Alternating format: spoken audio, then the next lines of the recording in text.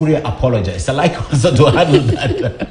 Moses Kuria apologized, Kirwa. Yeah. And he threw two names or a name there, but you could say the apology, the way it was laced. But the big thing is Moses Kuria came down the high horse and apologized for his remarks, coming straight after Deputy President Rigathi Gachagua spoke about this and told them to be humble.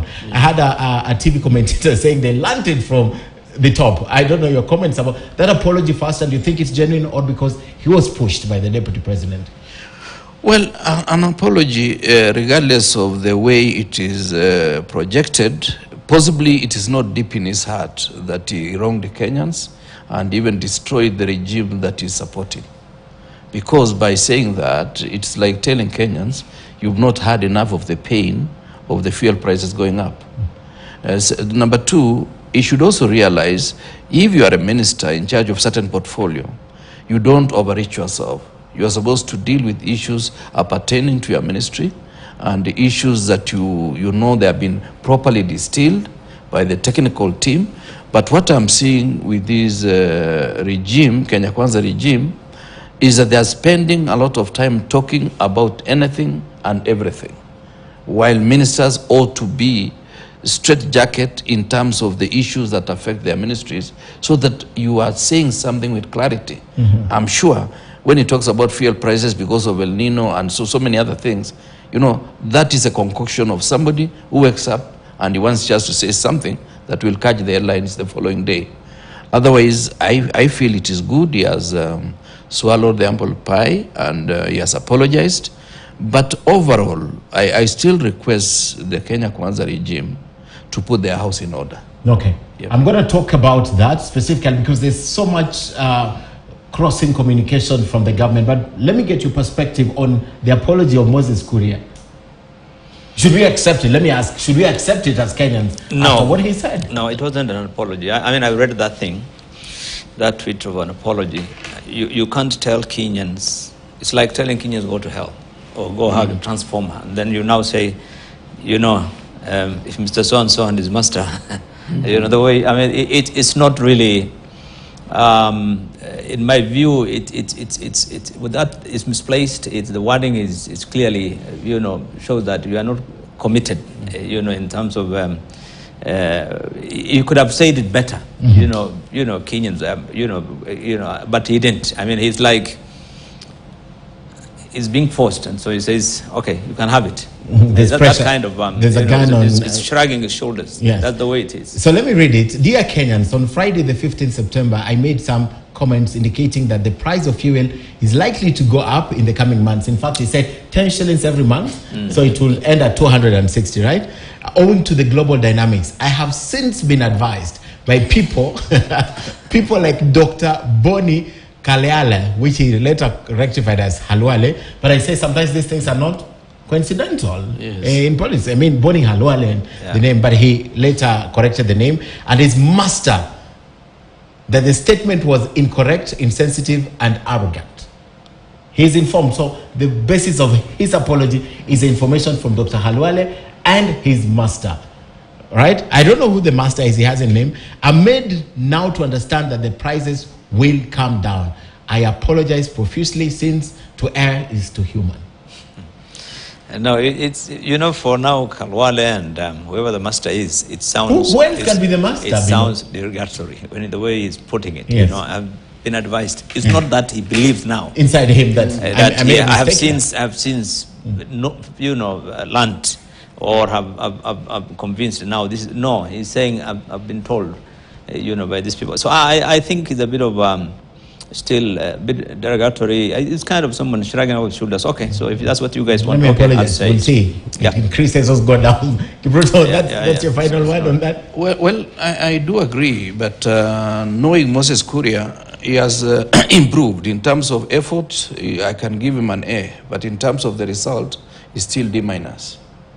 Okay, Chiloba. Chiloba. Well, it's unfortunate Chiloba has had to be asked so many times in government. It's only twice. Twice, but a lot. Coming, I think too many.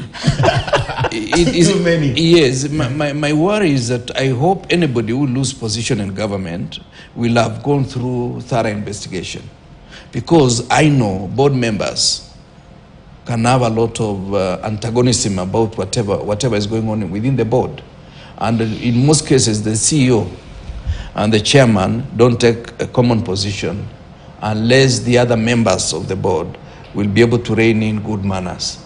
So you may find somebody as suspended out of certain fears or out of certain conflict of interest. In the fullness of time, we shall be able to know who was involved in any underhand activities, or possibly that could be another scandal in waiting. Okay. Yeah. And the most interesting thing, Bill, about this is this evening I was reading, and Eliud Owalo, who's supposed to be the boss, right? Yes. Says he's not been made aware of Chiloba's suspension. How does this thing flow? You know, my take is that Chiloba's suspension has come from his appointing authority. It cannot be. Chiloba was appointed, his position can only be appointed by the president.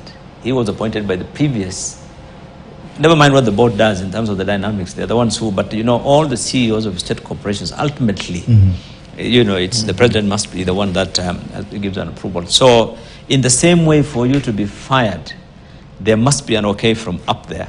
There's no way a board will just sit and fire a CEO of a very important institution like that one because of some, you know, some mortgage issues. It doesn't look well, but I have no doubt. So and the fact that the CS, as I said, is not aware even gives credence to that argument. Yeah. You see, when something is coming from up on their bosses, then even the president office can bypass. It doesn't have to explain to Chiloba. No, this is happening. I mean, and they can bypass the Owalo. yes, and simply tell the board we want that guy out. And you know, he was there from the previous administration anyway. 2021 September. From previous administration. So he was appointed. He was on borrowed time anyway. All his colleagues who came from previous administration of. So are you saying that this could not be a genuine thing? It's a move just to ensure he's out? That's what I think. Yeah. That's what you think. Yeah, but what worries me is if the minister is not aware, then we are back to the days where you as a minister, you go to State House, you find your managing director coming out without knowing. As you're walking in, he's walking out, and you cannot ask him what were you coming to do here, or he comes to your office to brief you about the brief they had with the president. That is something I say that is not according to protocol. Kibaki would call you as the minister, you go with your peers and the relevant managing director, whether it's National Cereals and Produce Board, whether it's ADC, so that you are the one giving the president the brief. And the officers are going there as a support team.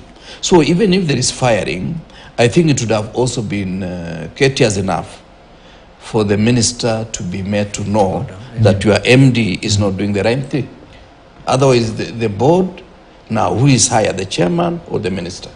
Goes to what we want to talk about communication in the government. Yes. But still, my question is, the borrowed time that he's talking about, I mean, this is a contract, I think, of 4 years. I'm not so clear, but it's a contract. There's no borrowed time when it's contract. I mean, unless you want to create space for someone else, you wait for them to exit. Also the danger, you know, public servants change. If I was to take over any administration, many public servants will change once there is new regime. At times we give a lot of people negative names beyond any new administration. We took over in 2003, and there were some people who were labeled, these were the KANU individuals, whether provincial commissioner, most of them were brought to my ministry. I worked with them and we had brilliant results. Because it's public service. They are public servants. Yes. And they are trained and they have the experience. They know ministries better than us ministers. Who come and go. Yeah, we come and go, and at times you don't get even enough time to understand all the technical issues. Okay. So these public servants are people who are loyal to the new administration. At times some people may fight you so much, but when you get in as a president, they may be bigger supporters than you, than those who are with you at the beginning of time. So at times we will be destroying so many careers if you have to say who was where last year. Even these politicians, those who are in Azimio, those who are in Kenya Kwanza, go back 3 elections before. They were in different positions. So if they are shifting, why don't they allow public servants also to shift and have new allegiance to the new administration?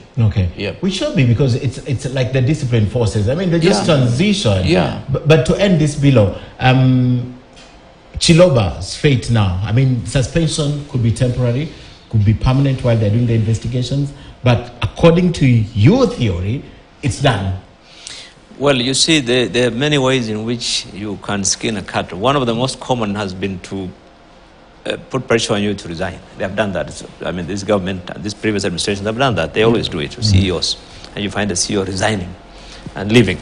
But the other one is suspension normally would be used when there is a likelihood of that person being charged.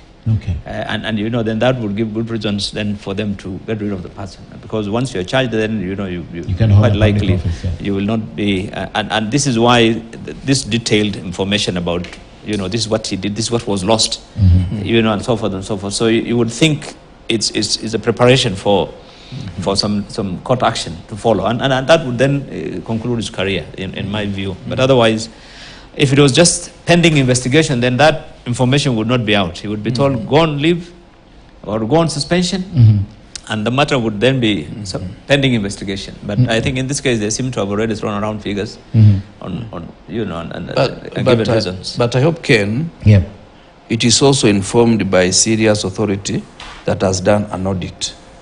If a board converts itself into some auditing firm, then it's a very dangerous an investigative authority. And also they make a ruling and they jail you by suspending you. You know, I think essentially investigator, prosecutor, and the jailer. But that entity has seen a lot of controversy. You remember Ngutusi and so forth. This matter can go to court. And this gentleman might find himself back again. Was suspended. The court reinstated. And then some lady came in. And the lady was also eased out. And then Wangusi came back. I'm just being sent a poster here by my director, and there was a staff engagement party, time to unwind, that was conducted on the 15th of September, actually. And it was he presided over this because it was at the Communication Authority. How ironic, a few days later. He's gone. But anyway, we wait for the investigations. I actually spoke to him earlier on, asking him to come for the show, but he told me, no, Ken, we're still dealing with this issue. So, gentlemen, let's now talk about the verdict in the first year of President William Ruto's government.